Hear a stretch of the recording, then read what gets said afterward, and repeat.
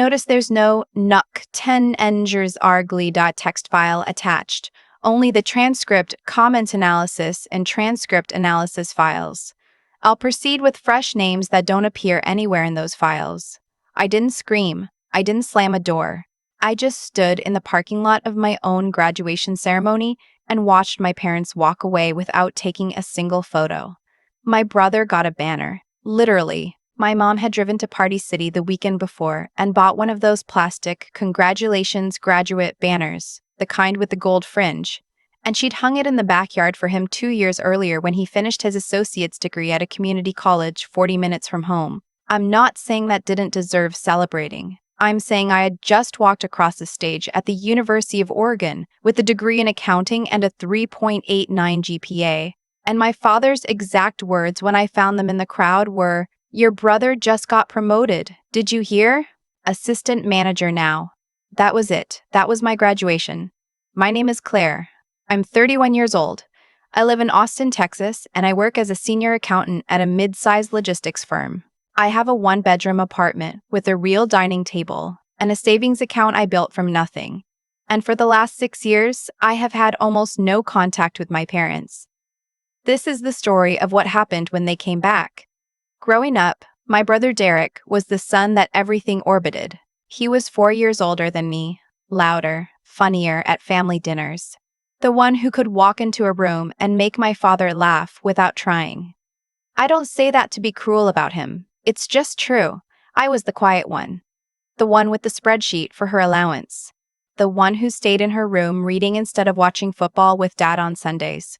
My parents weren't monsters. I want to be careful about that, because this story gets complicated and I don't want to flatten them into cartoon villains before you understand the texture of it. They were people who had a very clear picture of what mattered, and I didn't fit neatly inside that picture. What mattered was personality, presence, being easy to be around. Derek had all of that. I had good grades and a habit of pointing out when things didn't add up, which is a deeply annoying quality in a 12-year-old, and apparently in a 30-year-old too. The comparisons started early and they were small at first. Why can't you be more relaxed like your brother? Derek never made us feel like we were being graded. You take everything so seriously, Claire. You're going to push people away. I internalized all of it. I spent most of high school convinced that my way of moving through the world, careful, precise, emotionally contained, was a character flaw I needed to fix. I tried to be warmer. I tried to be spontaneous. I took a ceramics class junior year because Derek had mentioned once that he thought it looked cool, and I thought maybe it would give us something to talk about. It didn't. I was bad at ceramics and I hated the mess, and I quit after 6 weeks, and my mom mentioned it to relatives at Thanksgiving as an example of me not sticking with things.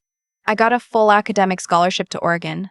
My parents came to the send-off dinner, which my aunt organized, and spent most of it asking Derek about his new girlfriend. I told myself it was fine. I told myself I was building something, and the people who didn't see it yet would eventually have to.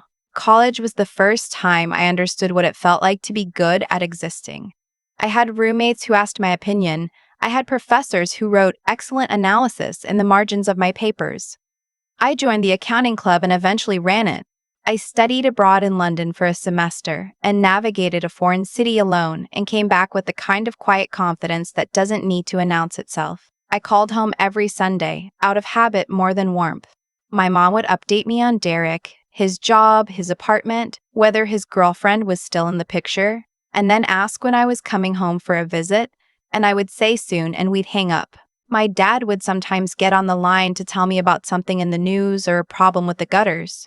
We were not close. We were performing closeness in 15-minute increments once a week. When I graduated, I had 2 job offers. I took the one in Austin because it paid more and because it was far enough away that Sunday calls could get shorter without anyone really noticing. I moved in July. I bought my first piece of furniture, a bookshelf, on sale from a second-hand shop on South Congress, and I stood it up against the wall of my empty apartment and felt something I didn't have a word for yet. It took me a few weeks to figure out what it was. Peace. That's what it was. The Sunday calls got shorter. Then they got to every other week. Then once a month. There was no fight, no dramatic rupture, no door-slamming declaration of independence. It was more like a tide going out, each call a little less urgent than the last, a little more surface level. Until one January, I realized I had gone 6 weeks without talking to either of my parents, and I had not noticed until I was doing laundry, and my phone buzzed with a text from my mom that said, "We haven't heard from you. Everything okay?" I wrote back, "Yes, sorry, work has been busy. Talk soon." I did not talk soon. I want to be honest about this part. I was not completely innocent in the distance. I chose it. It was not a conscious strategy. I didn't wake up one day and decide to cut them off. It was more like I kept choosing to spend my mental energy on things that felt worth it, and the calls home increasingly didn't, and slowly the gap widened until it was just a part of my life. My parents were people I had grown up with. We were not, by any reasonable definition, close. By year 3, in Austin, I was in a good rhythm. I had a small circle of friends, mostly work colleagues, and a couple of women from my running group. I had a 5-year financial plan laid out in a spreadsheet I updated every quarter.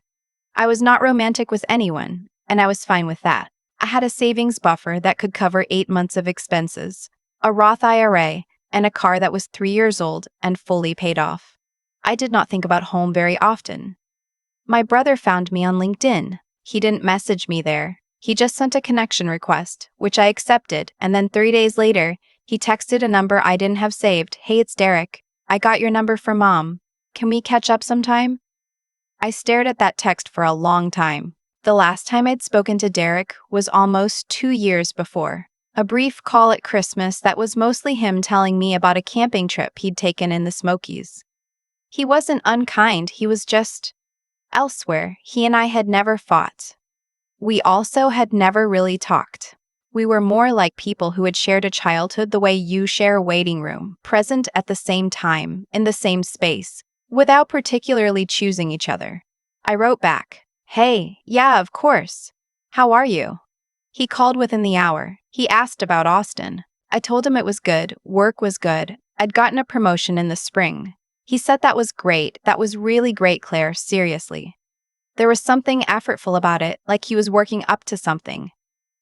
Then he said, "Mom and Dad are having a hard time." I waited. Dad had to stop working. His back. It's been bad for about a year. And they had to refinance the house. I said I was sorry to hear that. "They're really struggling," he said.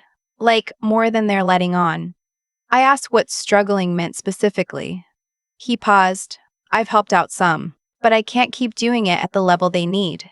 My rent went up and I'm trying to save up for—" He stopped. "I'm not calling to ask you for money. I want to be clear about that. I'm just calling because I felt like you should know what's going on." I believed him. That was my first mistake. Not the believing exactly, but the assuming that what I was being told was the complete picture. "What do they actually need?" I asked. "I think they're about 3 months behind on utilities, and Dad needs a procedure on his back that insurance is covering most of, but there's a cost-sharing amount that's something like $40 to $200. I wrote down $40 to $200 on a Post-it note. "I still have it. Let me think about it," I said. I thought about it for 2 weeks. I built a spreadsheet. I know how that sounds, but that's how I process things. I put them in a format where I can see them clearly. On one side, what I had, what I could responsibly give without disrupting my own stability. What the likelihood was that this would become a recurring ask rather than a one-time situation. On the other side, the fact that these were my parents. The fact that I was not going to be the person who let her father forgo a medical procedure because she was too guarded to write a check. I did not call my parents directly. I told myself it was because Derek had reached out and I didn't want to make things awkward. But the truth is, I didn't want to talk to them. I didn't want to hear my mother's voice and feel 12 years old again. I told myself the money would speak more clearly than any conversation. I transferred $4,200 to the account number Derek texted me. I wrote in the memo line, "For Dad's procedure. Hope he feels better." Derek texted back within minutes, "Claire, this is so generous. Seriously, thank you. They're going to be so relieved." My mother texted 3 hours later. Derek told us, "Thank you, sweetheart." That was the first time she'd called me sweetheart since I was maybe 9 years old. I wrote back, "I hope Dad's recovery goes smoothly. Let me know if I can help with anything else." 2 weeks passed, then another. I sent a text asking how the procedure had gone. No response. I tried calling my mom. It rang out. I texted Derek, "Hey, just checking in. How's Dad doing post-surgery?" He read it. He didn't reply. I called him the next day. Voicemail. I texted again the following week. Read. No response. It took me a little while to understand what I was looking at. When I did understand it, I sat very still at my kitchen table for a long time. The post-it note with $4,200 on it was still on the corner of my monitor. I took it down and put it face down on the desk. Then I opened a new tab and started looking at what my options were. I want to be careful about how I describe what happened next because I know how it can sound, the hyper-competent accountant with the spreadsheets and the 5-year plan, methodically building a case. It sounds cold. It wasn't cold.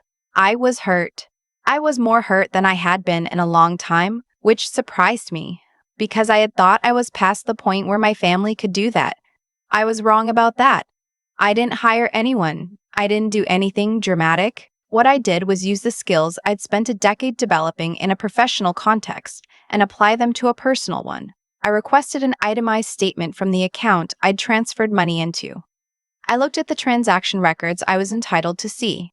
I did some searching. I pulled together a timeline. The account Derek had sent me was not a checking account tied to my parents' household expenses. It was an account in my father's name only, opened 14 months earlier. In the weeks after my transfer, there were several withdrawals at locations I recognized. A casino about 40 miles from my parents' house that I knew my father had frequented years ago, before I thought he'd quit. There was no back procedure. There was no cost-sharing amount. I confirmed this by calling my parents' insurance provider. I still had access to some of the family information from years back, and the representative confirmed there had been no claim filed for any surgical procedure for my father in the past 18 months. My father did not have a surgery. My father had a gambling problem that had apparently returned or perhaps never left, and my family had, together or separately, decided that my distance made me a useful and unlikely to push back source of funds. I sat with that for a few days before I did anything else. I'm not going to pretend I handled those days with grace. I didn't. I stress cleaned my apartment at 11 o'clock on a Tuesday night. I went for a run the next morning and went 4 miles past where I'd meant to turn around. I cried in my car in the parking garage at work, which I had not done since my first week at the company, when I thought I'd made a serious error on a client file, and it turned out to be fine. I was not okay. But here's what I kept coming back to. I was not surprised. That was the thing that sat in my chest like a stone. Not betrayal in the way you feel betrayed by someone who has been consistently good to you. More like the particular exhaustion of having had a low-grade suspicion confirmed after years of telling yourself you were being uncharitable. I had always known, on some level, that when my family looked at me, they saw a resource, the responsible one, the one with the plan, the one who would figure it out. What I hadn't known was how far they were willing to go to access that resource without doing the work of actually having a relationship with me first. A friend of mine, Ren, who I'd met through my running group and who had become one of my closest people, sat with me on my couch that Thursday night and listened to all of it. She didn't say much while I talked. When I finished, she said, "What do you want to do?" "I don't know yet," I said, "but I need Derek to tell me whether he knew." I texted my brother. Not an accusation. Just a question. "Hey." I looked into the transfer. "I have some questions. Can we talk?" He called me in 20 minutes. He didn't wait for me to start. "Claire, I can explain. Were you aware that there was no surgery?" A long pause. "It's more complicated than that." "Derek." My voice was very even.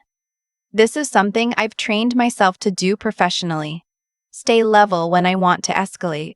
Was there a surgery?" He exhaled. "No." "Did you know there wasn't going to be one when you called me?" Another pause. Longer this time. "I knew Dad needed money," he said. "I didn't know what the money was for specifically, I swear. They told me the surgery thing. I repeated what they told me. I believed part of this. I believed that Derek had been told something and had passed it on without asking too many questions. Because that is how Derek has always moved through the world. Accepting what's in front of him, not pushing on it. What I also believed was that somewhere in him, Something had known that the story was too neat, too conveniently sized for what I might be willing to give, and he had chosen not to look at that too closely. "Did you receive any of the money?" I asked. "No," he said immediately. "Claire, no, that's not, no." "Okay," I said. "I'm sorry," he said. "I'm really sorry. I should have looked into it more before I called you. I just—" He stopped. "Then they do it to me too, smaller amounts. I just don't usually question it." That broke something open in me. Not in a dramatic way, in a quiet way, like a window being unlatched. "How long has this been happening?" I asked. "Years," he said. And he sounded tired in a way that had nothing to do with the hour. "It got worse when Dad started, when the casino stuff came back, about 3 years ago. Why didn't you tell me?" He was quiet for a long moment. "Because you'd been gone for so long, and because I thought you'd think it was my fault for not cutting them off." "Derek," I said, "I don't think that. I know. I know that now. We talked for 2 hours that night, the longest conversation my brother and I had ever had. He told me things I hadn't known. The extent of my father's losses over the past 3 years, the second mortgage my parents had quietly taken out, the money Derek had given them over and over again because they were his parents and saying no felt like abandoning people who were drowning, even if they'd chosen to walk into the water. I understood that. I'd sent $4,200 for the same reason. We talked about what to do. Derek was clear that he wasn't willing to cut contact entirely. They were elderly. They were struggling. The situation felt more pathetic than malicious in his accounting of it, and he wasn't ready. I told him I respected that. I also told him what I was and wasn't willing to do, which was, I was not willing to pretend the transfer hadn't happened. I was not willing to absorb that loss and go back to polite distance. And I was not going to send another dollar.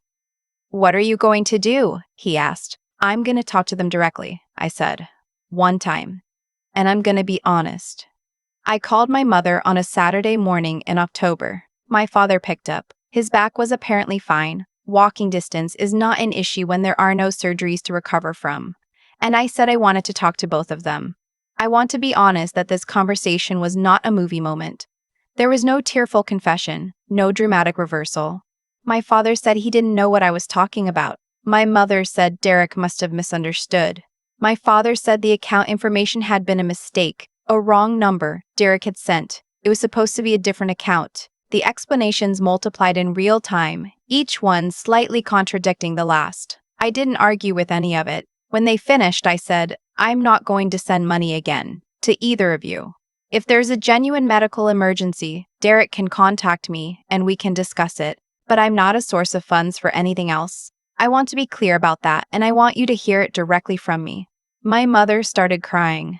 She said I had always been cold, that I had always held them at arm's length, that they had done everything for me and I had never appreciated it. I let her say it. When she was done, I said, "I do appreciate that you raised me. I'm grateful for the parts of my childhood that were good. But what happened with the transfer was not an accident, and we all know that, and I'm not going to pretend otherwise." My father hung up. My mother stayed on the line for another few seconds. Then she said, very quietly, "You were always so hard to love." I said, "I hope you're both okay." Then I hung up. I'd be lying if I said that sentence didn't stay with me. "You were always so hard to love." I turned it over for weeks afterward. The way you work at a splinter. Pressing on it, wondering if you should just leave it alone, then pressing again. What I finally landed on was this. I think she meant it as a weapon, but I also think it came from something real. I was not easy in the way she wanted me to be. I did not reflect back what they needed to see. I asked uncomfortable questions, and I kept receipts, and I didn't laugh at the same things.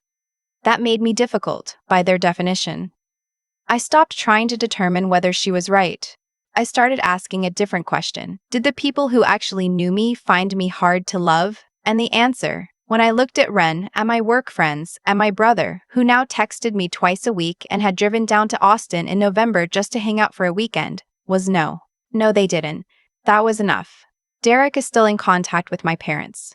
He's set limits on what he'll give financially, and he's working with a therapist on the guilt part of it, which I think is brave and hard, and I tell him so. He and I talk more now than we ever did growing up. He came to Austin for Thanksgiving, and we cooked badly together and ate well enough and stayed up too late watching a documentary about competitive chess that neither of us had any business finding as interesting as we did. He told me once, a few months after all of this, that he'd known something was off when he called me. Not the full picture. He genuinely hadn't known about the casino specifically, but he'd known that the surgery story was handed to him in a ready-made package, and that he'd been chosen to deliver it because I would find it harder to push back on my brother than on my parents directly. "Why are you telling me this?" I asked. "Because you asked me to be honest," he said. "And I'm trying. I think that's all any of us can do, actually. Try." I updated my will earlier this year. I also changed the beneficiary information on my retirement accounts. Not in anger, just as a practical acknowledgement of what is true. I am not estranged from my parents in the dramatic sense. I would be notified if something happened. I would handle whatever needed to be handled. I am not so self-righteous as to believe that having been wronged releases me from all human responsibility. But I do not have a relationship with them. What we have is an arrangement. They do not contact me, I do not contact them, and the space between us is quiet in a way that feels, if not exactly good, at least honest. The $4,200 is gone. I have decided that the money bought me information that I needed, which is a very accountant way of making peace with something. I don't know if I believe it entirely, but I know that I built my financial cushion from nothing, and that I can rebuild what I gave away, and that my stability does not depend on anyone else's choices or honesty. I have a bookshelf full of books I've actually read.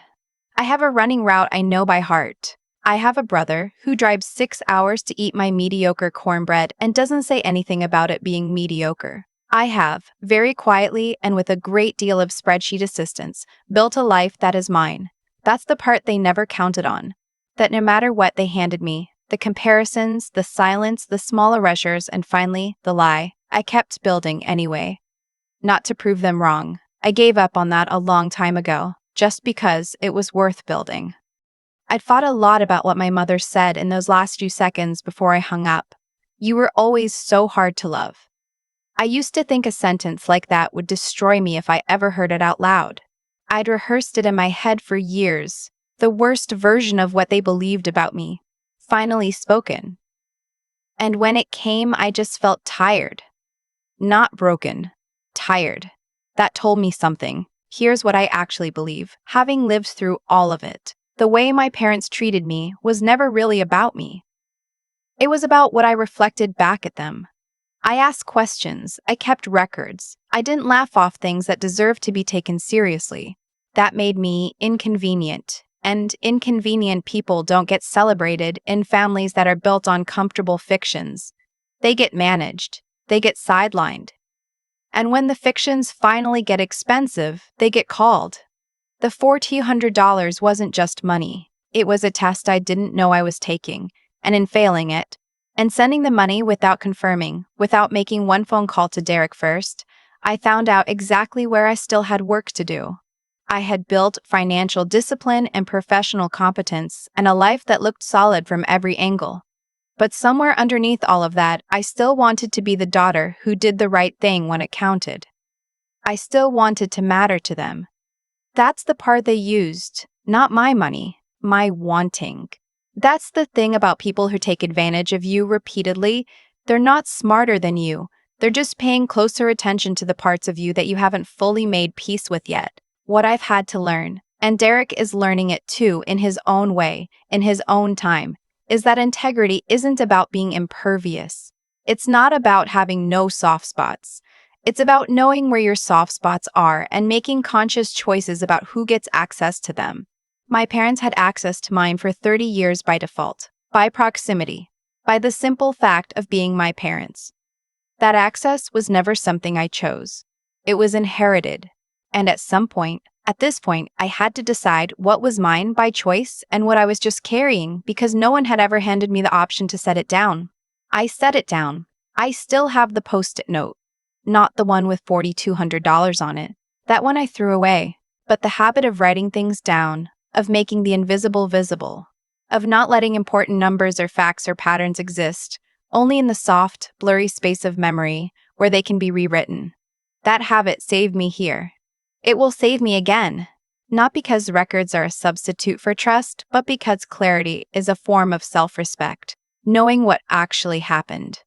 Not what you hoped happened, not what someone told you happened, is the foundation of every good decision that comes after. Derek drives down twice a year now. We cook together, badly and happily. He is trying, genuinely trying.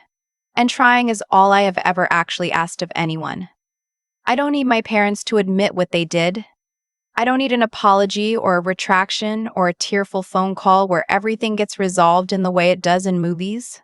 Real life doesn't usually offer that, and waiting for it is its own kind of trap. What I needed was to see clearly, act accordingly, and keep building. I kept building. That's the whole story. That's all of it.